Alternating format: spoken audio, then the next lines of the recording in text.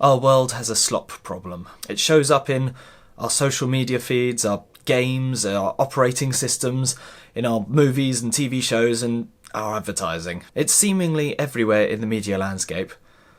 But what is it? So, for the purpose of removing it from our lives as much as possible, let's try and understand slop. Slop is low effort, easy to produce content with very little care and attention taken to the craftsmanship involved in making something worth experiencing. Slop is the watered down leftovers fed to the masses to keep them fed but not nourished. For online content, we used to call it clickbait, of course, and although the terms aren't completely synonymous, I think they're inextricably linked. With the rise of generative AI, we've only seen more and more low-effort nonsense filling up our digital lives. It's bad enough we spend too much time online anyway, without having to worry about being spoon-fed AI-generated garbage as well. So here are a few things I think fall under the label of slop. Pretty much anything AI-generated, as I said before. It's lazy, it's low effort, and it sounds and looks like absolute garbage. Any bot or content farm,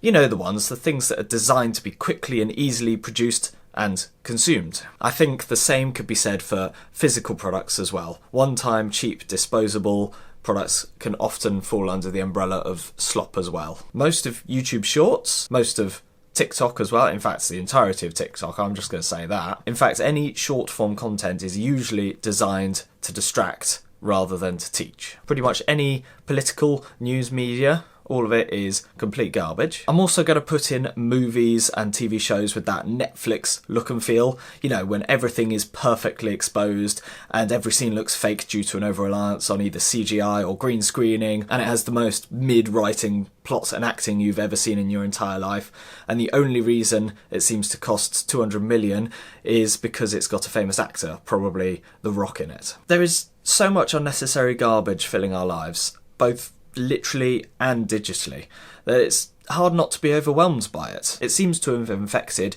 every part of our lives. So, how do we escape it? Well, I'm a millennial, so the doomer in me says, you can't. It's here now, it's here to stay, Pandora's box has been opened, and there's no escaping it. But the other part of me says that if we give in to the slop, then we'll consume so much of it that we will eventually become the slop ourselves. So here are a couple of things I think you could do to reduce the amount of nonsense and slop you are faced with on a daily basis. First things first, I think the most important step we can take into reducing some of this is to use an ad or a content blocker on most of your devices.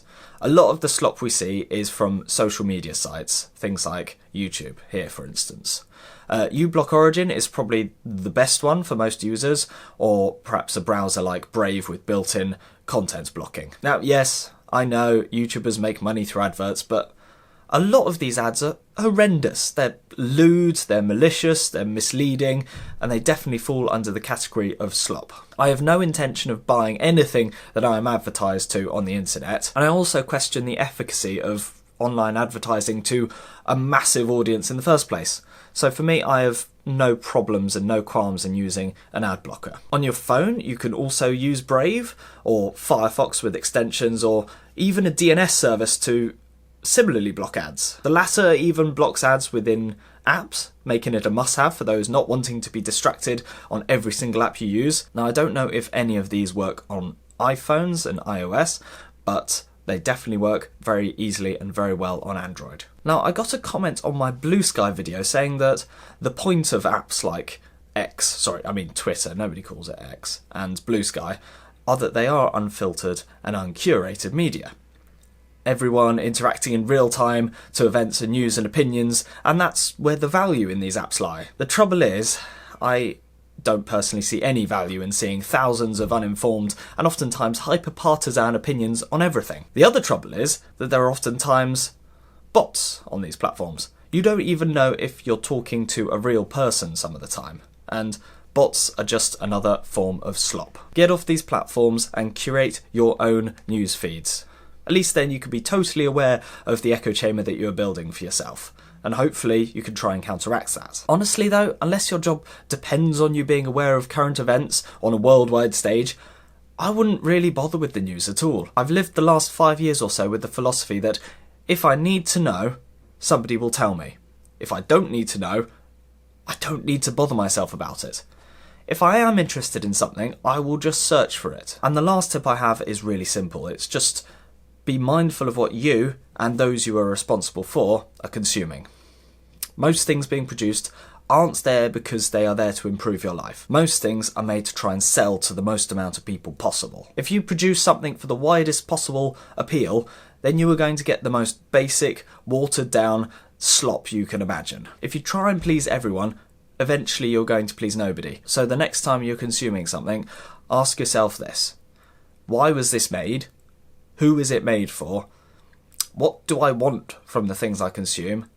And is this good for me? So, as always, thanks for watching, and I'll see you next time.